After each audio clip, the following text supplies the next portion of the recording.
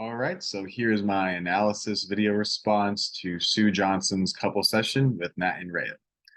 I feel like the problem that this couple is experiencing is just regarding their communication and emotional connection, specifically with expressing their emotional needs and vulnerabilities effectively.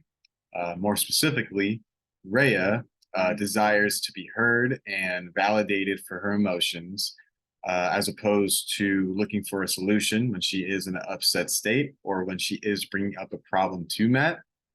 Whereas Matt essentially reports feeling unsure on how to respond to Rhea when she is in this state, as he went on to report that he feels overwhelmed and that he feels as though, he is expected to respond to her and essentially not receive that in return.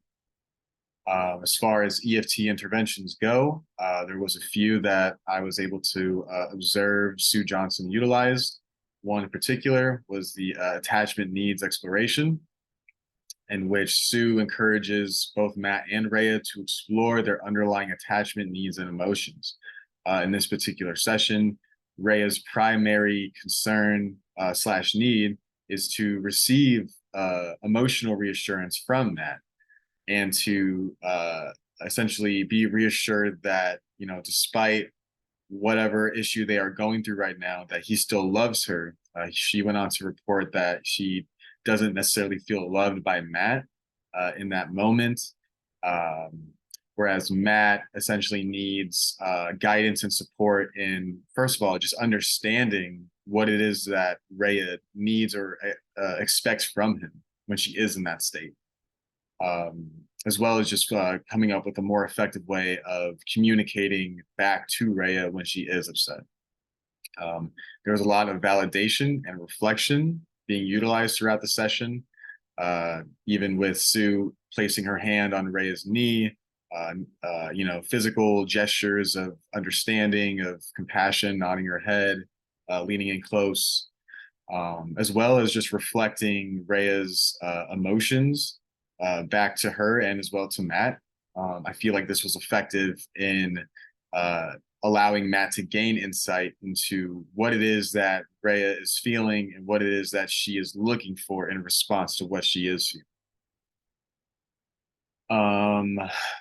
There was definitely some reassurance and emotional responsiveness. Again, kind of goes into what I was just saying. Sue was essentially beginning the process of helping Matt to effectively respond to Rhea's attachment needs, whereas Matt is encouraged to provide reassurance as opposed to a solution, as well as to demonstrate, or to accomplish this by means of making emotional gestures, or again, using his words, I love you. And even though, I might not necessarily know how to respond, or even though I feel overwhelmed, I love you and I'm here for you, something like that. As well as just overall, I feel like the previous interventions I just discussed were basically the beginning process of helping this couple to break their negative cycles,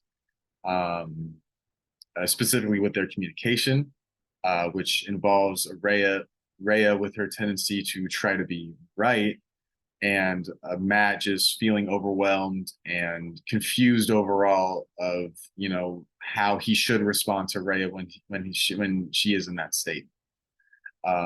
So essentially, by reflecting Rhea's emotions as well as Matt's, as well as Sue kind of providing an example statement or response that Matt can utilize towards Rhea, that is ultimately working towards creating a more supportive dynamic between the two.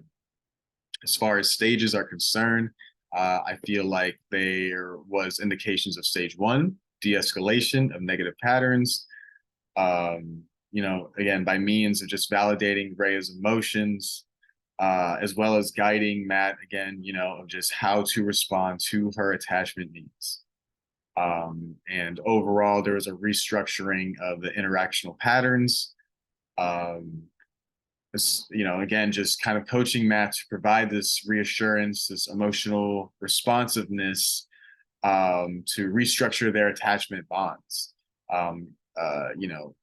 For him to identify that, there is still love there, to reassure Rhea of that, and to just let Rhea know that her emotional signals are heard, they're validated, they're seen, and that they can be responded to from a more compassionate and empathetic perspective, as opposed to a more what seems to be a place of resentment, a place of, well, here I go again. I have to respond to you. Who's going to respond to me? Um, so overall, these interventions were utilized to create a more supportive dynamic. Again, it's a bit of a short session, but basically this is what I was able to identify within the session. So yeah, thank you.